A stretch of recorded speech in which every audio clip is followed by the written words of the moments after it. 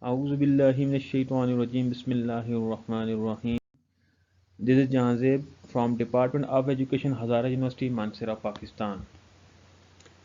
Today I am going to discuss the academic coordination. Today I Today I will talk about the academic coordination at school level and the principles of academic coordination. Let's start. What is academic coordination? The academic coordinators are key education leaders within the college or school. They work as leaders of a team of staff and they themselves are integral members of the curriculum team. As key leaders within the college, they are expected to show initiative, be a visible presence, and be exemplary communicators within their own key learning areas and in the college community. The academic coordinator is an integral part of the site administrative team. This position supports all elements of the instructional program, directly supervises instructional staff, conducts the instructional portion of staff training, and assists with preparations for student arrival. During the term, the academic coordinator visits classes regularly, provides feedback to the instructional staff, and conducts regular staff meetings. The principles of academic coordination. Mary Parker Follett gave four main principles of coordination. These four principles of coordination are called Follett's principles of coordination. These four principles must be followed to make coordination effective.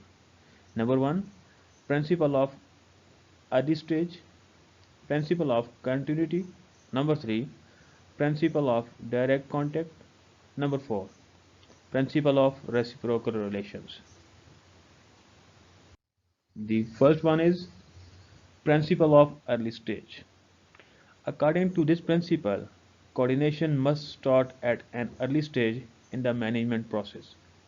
It must start during the planning stage. This will result in making the best plans and implementing these plans with success. If coordination is started early only, then all the management functions will be performed successfully. Thus, by initiating proper coordination, the organization will achieve all its objectives easily and quickly. The second number is principles of continuity. According to this principle, coordination must be a continuous process. It must not be a one-time activity. The process of coordination must begin when the organization starts, and it must continue until the organization exists. Coordination must be done continuously during the management process. It must be done during planning, organizing, directing, and controlling.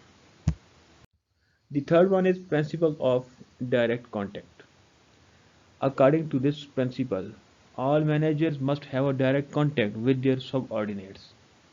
This will result in good relation between a manager and their subordinates.